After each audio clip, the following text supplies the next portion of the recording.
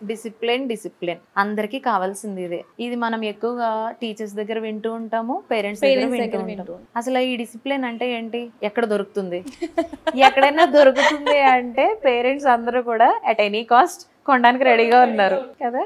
ఇక్కడ అందరూ గమనించాల్సింది ఏంటి అంటే, డిసిప్లిన్ అనేది మన పేరెంటింగ్ స్టైల్లో మనం చేసుకునే చిన్న చిన్న మార్పుల వల్ల మన పిల్లల్లో ఇది మనం చూడొచ్చు.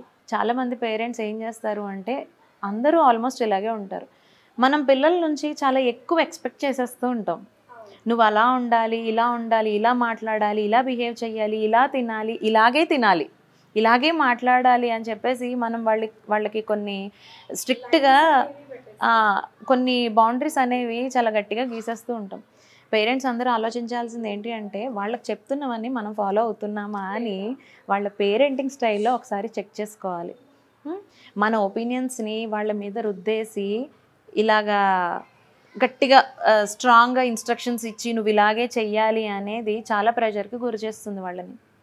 సమ్టైమ్స్ ఏం జరుగుతుంది అంటే, మన ఓన్గా మన నిర్ణయాలు తీసేసుకుని పిల్లలకి ఇంట్రెస్ట్ ఉందా లేదా అనేది చూసుకోకుండా కొన్ని యాక్టివిటీస్లో మన పిల్లలకి ఎప్పుడో ఒకసారి పేరెంట్స్ కనిపిస్తుంది, ఎప్పుడూ చదివే కాదు, ఎక్స్ట్రా కరికులర్ ఏదో ఒకటి ఉండాలి, అలా అని ఒక స్పోర్ట్స్లోనో ఒక మ్యూజిక్లోనో లేదంటే డాన్స్లోనో జాయిన్ చేస్తూ ఉంటారు.